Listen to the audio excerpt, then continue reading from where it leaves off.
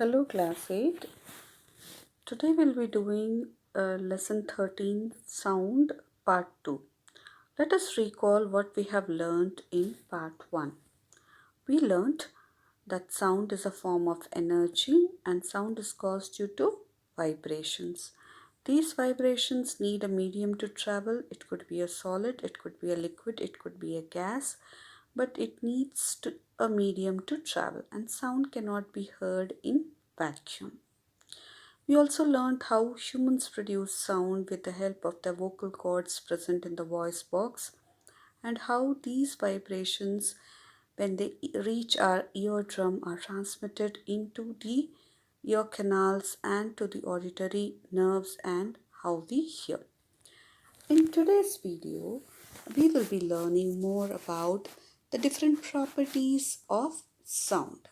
So, what are the characteristics of sound? Sound has many properties that include time period, amplitude, frequency, wavelength, loudness, pitch or shrillness, timbre or quality.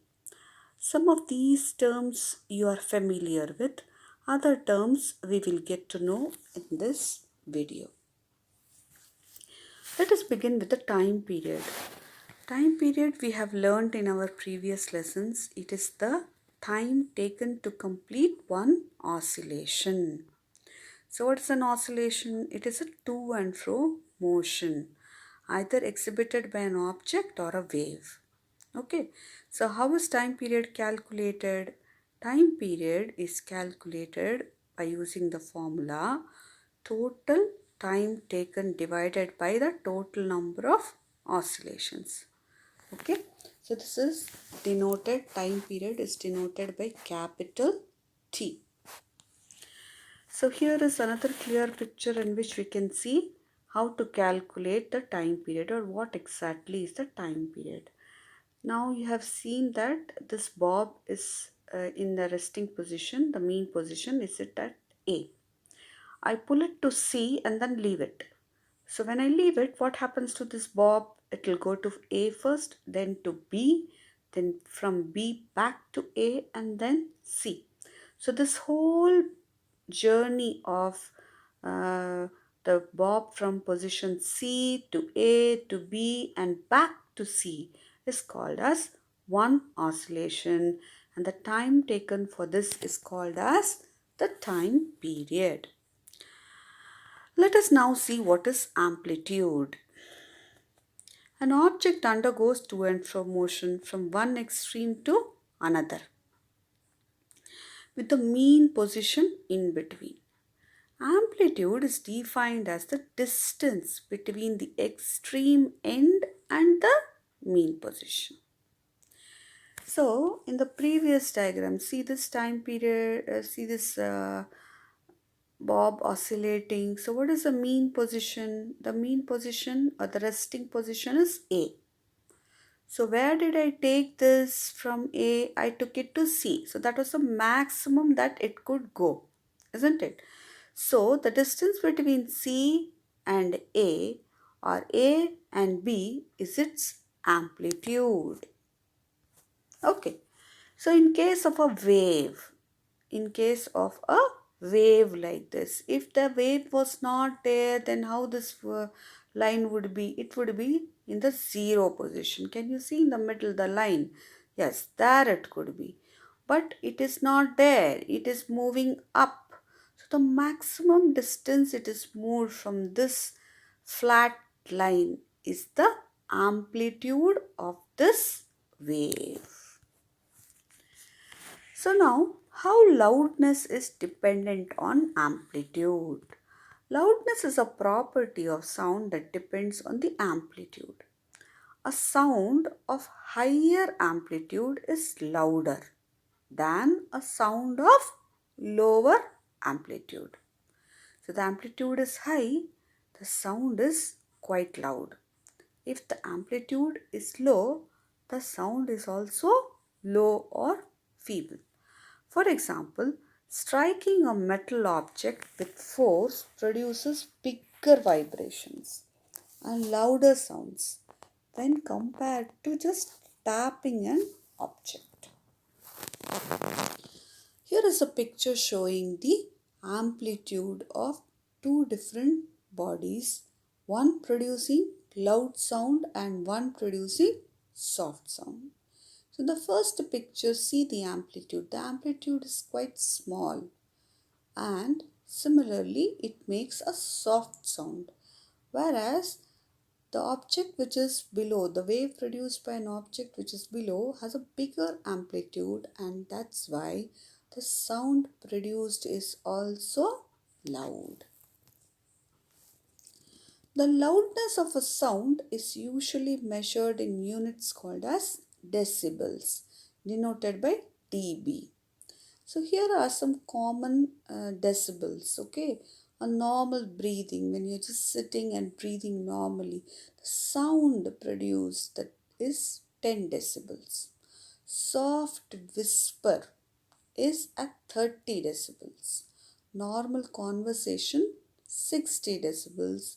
Busy traffic at 70 decibels and an average factory noise at 80 decibels.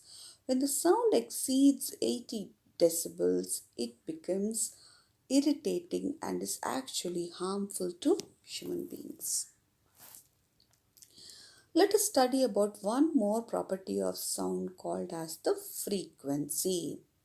The frequency is defined as the number of oscillations made by an object or a wave per second. Okay, frequency is defined as the number of oscillations made by an object or a wave per second. The unit of frequency is hertz. Okay, Hertz, and the symbol is capital H and a small z. Please don't make a mistake here. It is capital H and small z. The symbols have to be written in the same manner. You can't change it arbitrarily. You cannot change as and when you like it, okay? We can relate frequency with the time period, okay? So what is the relation? Frequency is equals to 1 by time period, or I can say that frequency is the inverse of time period. Okay, frequency is the inverse of time period, or frequency is equals to 1 by time period. So if I know the time period, I can calculate the frequency, or if I know the frequency, I can calculate the time period. Let us understand a little bit more about frequency using these wave diagrams. So you can see the first picture. Can you guess what is the frequency? Is the frequency more or the frequency is less?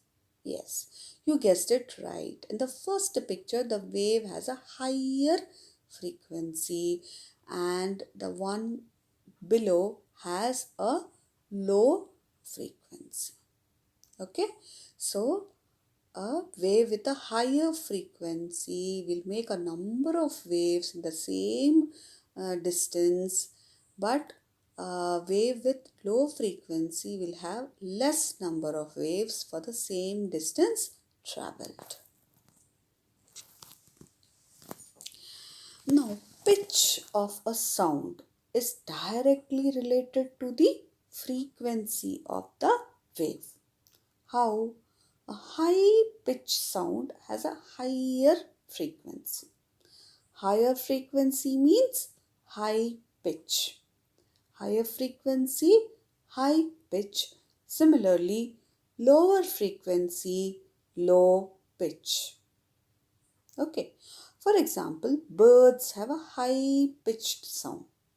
Okay, birds. Can you relate how high shrilly they sound? Okay, shrill sound. Okay, which really is very high pitch and which is difficult for us to imitate. That is called as high pitch or shrill sound. Birds. Remember the sounds given out by birds. Their bird calls are very high pitched. So how is the frequency? The frequency is also very high. Whereas the lion's roar is a low pitched sound. A lion's roar is a low pitched sound. Similarly, women and children generally have a higher pitch than men. Okay, so there is shrillness in the voice, or their pitch is very high. Here we are trying to describe the pitch with the help of the wave diagrams. So in the first instance, can you see? So the number of waves formed is very less. So it is low pitch. Whereas in the second instance, the number of waves that you see for the same distance covered is more. So the second wave shows a higher pitch. Okay. Now, everything around us keeps vibrating. But do we hear all these sounds? Actually, no. Humans cannot listen to sounds of all frequency. We are capable only of listening to sounds of frequencies that range from 20 hertz to 20,000 hertz. So, this range of frequency which humans can actually hear is called as audible frequencies. So for humans, this ranges from 20 hertz, remember, to 20,000 hertz. So is this frequency same for all the animals? No. This is specific to animals. This will vary from one animal to another. For humans, it is 20 hertz to 20,000 hertz. Many other animals have different audible ranges. For example, dogs can hear sounds of frequencies from 67 to 45,000 hertz. So that's why dogs have a better hearing than us, because they have the ability to catch a frequency which is more than 20,000. Okay, that is why they are able to hear those sounds which we cannot hear. Similarly, ultrasound refers to a frequency which is more than 20,000. Remember the ultrasound machines, which sometime you would have gone for some sort of diagnosis. These ultrasound machines use a sound wave frequency of more than 20,000. Then what is the sound which has a frequency which is less than 20 hertz? We call this as infrasounds. We call this as infrasounds. So here is a picture which easily tells us the hearing ranges of different animals. So for human beings, as you can see clearly, it is between 20 hertz to 20,000 hertz. Elephants can hear sounds which are below 20 hertz, so they can hear infrasounds actually. And bats can hear ultrasound which have a frequency of more than 1.6 lakhs, okay, hertz. So that is the frequency that they can hear. So bats have a much more wide range of hearing than us. Just as smoke causes pollution in the atmosphere and untreated sewage causes pollution in water bodies, excessive and unwanted noise also calls noise pollution. It creates noise pollution. So how does noise pollution occur? Of course, with the help of sounds. So what are the things around us which produce these unpleasant sounds? The sounds of vehicles, the sounds of crackers, the sounds of machinery, both inside the kitchen as well as our air conditioners, coolers, loudspeakers, then the machines present in the factories, heavy vehicles, all these contribute to the noise pollution. So, what are these effects of noise pollution? Do they cause any effect? Do they cause any harm in us? Yes, definitely. Not just physically, they also harm us mentally, both physically and mentally. That they have lot of side effects. So let us see what are the effects the noise pollution has on human body.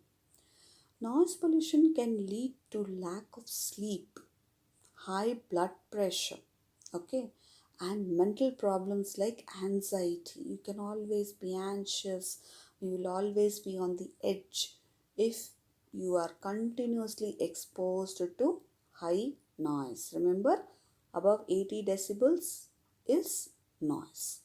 A person who continually hears loud, unwanted noises can also suffer from temporary or even permanent hearing loss. So, people who are exposed to high noises or loud noises, remember, can have temporary or permanent hearing losses. So, how do we control this noise pollution, which we have established is very, very harmful to us? There is something called as silencers. There are a lot of devices which have got silencers which controls the vibrations and in turn controls the noise. So silencers in vehicles, in industrial machines, in home appliances can be used to reduce noise.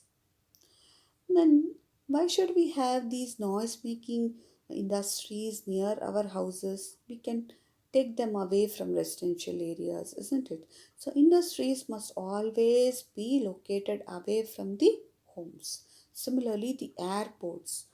Um, Aircrafts are one of the very big sources of noise. So within our homes, if we see if we play loud TV or a loud music, then we are causing noise pollution. Okay, so let us not do this and irritate ourselves and irritate our neighbors. So these are some of the ways of controlling noise pollution. And you know, very interesting thing, the most interesting way, the most nice way of controlling noise pollution is actually by growing lot of trees. Yes, you heard it right. Trees not only just absorb carbon dioxide, they can also absorb lot of noise. So grow more trees to control the noise pollution. That's all for today. I'll be giving you the notes. You can note it down in your classwork neatly. If you have any doubts regarding today's video, please let me know.